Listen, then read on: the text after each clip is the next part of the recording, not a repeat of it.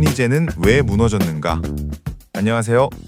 지난 시간에는 사람들이 왜 결국 새로운 화폐를 찾게 되는지 이야기했습니다. 기존 시스템의 균열이 보이기 시작하면 사람들은 자신의 가치를 어디에 저장할지 다시 고민하게 됩니다. 그렇다면 이제 한 가지 중요한 질문으로 들어가 보겠습니다. 우리가 지금 쓰고 있는 돈은 원래부터 이런 돈이었을까요? 많은 사람들은 종이 돈이나 은행 계좌의 숫자가 처음부터 독립된 가치처럼 존재했다고 생각합니다.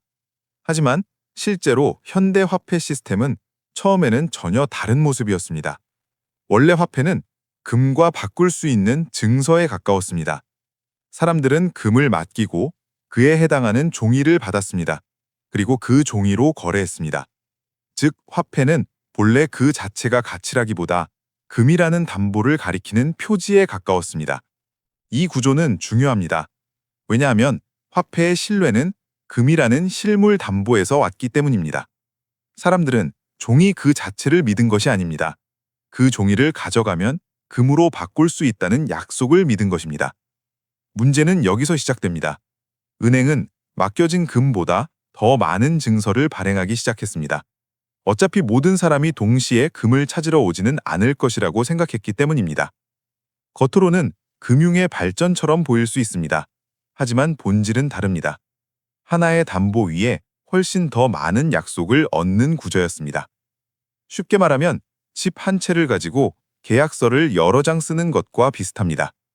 시스템이 계속 돌아갈 때는 괜찮아 보입니다. 하지만 사람들이 의심하기 시작하면 문제가 터집니다. 모두가 동시에 내 금을 돌려달라고 하면 약속은 지킬 수 없게 됩니다. 이런 불안정성은 국가 단위에서도 반복되었습니다. 미국이 세계 중심 화폐 국가로 올라서던 시기, 달러는 금과 연결되어 있었습니다. 미국은 다른 나라들에게 달러를 금으로 바꿔주겠다는 약속을 내걸며 달러 체제의 신뢰를 만들었습니다. 하지만 시간이 지나면서 문제가 생깁니다. 미국 역시 더 많은 돈을 발행하고 더 많은 부채를 쌓기 시작했기 때문입니다. 전쟁과 복지, 성장, 정치적 필요가 겹치며 금보다 더 많은 달러가 세상에 풀렸습니다. 결국 사람들은 묻게 됩니다. 이 달러를 정말 금으로 다 바꿔줄 수 있는가? 의심이 커지자 실제로 금을 찾으려는 움직임이 생겼고 미국은 더 이상 그 약속을 지킬 수 없게 됩니다. 결정적인 순간은 1971년이었습니다. 미국은 더 이상 달러를 금으로 바꿔주지 않겠다고 선언합니다. 이른바 닉슨 쇼크입니다. 이 순간이 중요한 이유는 분명합니다. 여기서부터 달러는 실물 담보와 분리된 화폐가 되었기 때문입니다. 즉, 그 이후의 달러는 금이라는 담보 없이도 세계 중심 화폐 역할을 해야 했습니다. 그러면 이런 질문이 생깁니다. 금이 사라진 빈자리는 무엇으로 채워졌는가? 답은 단순합니다. 미국은 다른 방식으로 달러의 신뢰를 유지해야 했습니다. 그 방법이 바로 석유와 미국 국채를 중심으로 한 질서였습니다. 세계 경제의 핵심 자원인 석유를 달러로 거래하게 만들고 달러를 벌어들인 나라들이 다시 그 돈으로 미국 국채를 사게 만드는 구조. 이것이 이른바 페트로달러 체제입니다. 이 구조는 매우 강력했습니다. 미국은 달러를 찍어 전 세계의 물건과 노동력을 살 수 있었고 다른 나라들은 그 달러를 다시 미국 국채에 묶어두며 시스템을 유지했습니다. 결국 금이 빠져나간 자리에 미국의 힘과 군사력, 그리고 국채 시장이 들어온 것입니다. 하지만 여기에는 본질적인 문제가 있습니다. 금은 적어도 실물이었습니다. 반면 미국 국채는 미국이라는 국가가 나중에 갚겠다고 약속한 채권입니다. 즉, 담보가 다시 신용으로 대체된 것입니다. 신용 위에 화폐가 올라가고 그 화폐 위에 또 신용이 올라가고 그 위에 부동산과 주식, 금융상품이 쌓이기 시작합니다. 이렇게 해서 부채에 의해 움직이고 부채를 통해 팽창하는 시스템이 완성됩니다.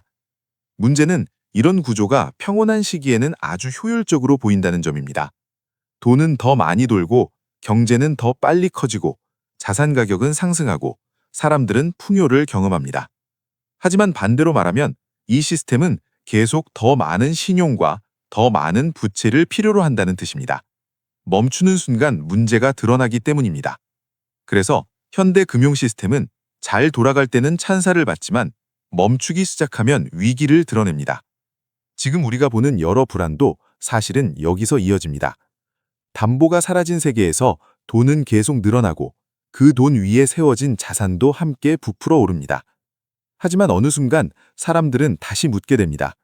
이 시스템의 맨 아래에는 정말 무엇이 있는가? 이 질문이 커질수록 사람들은 다시 담보와 가치 저장 수단을 찾기 시작합니다. 다음 시간에는 바로 그 대목으로 넘어가겠습니다. 그렇다면 금은 다시 화폐의 중심으로 돌아올 수 있을까요? 많은 사람들이 금을 떠올리지만 현대 디지털 금융 시대에는 금도 분명한 한계가 있습니다. 다음 화에서는 왜 금이 오랜 신뢰를 가진 자산이면서도 다시 중심 화폐가 되기 어려운지 이야기해 보겠습니다. 오늘 내용이 도움이 되셨다면 구독과 좋아요 부탁드립니다. 다음 시간에도 마흔자로 김 과장과 함께 현실적인 돈의 전략으로 돌아오겠습니다.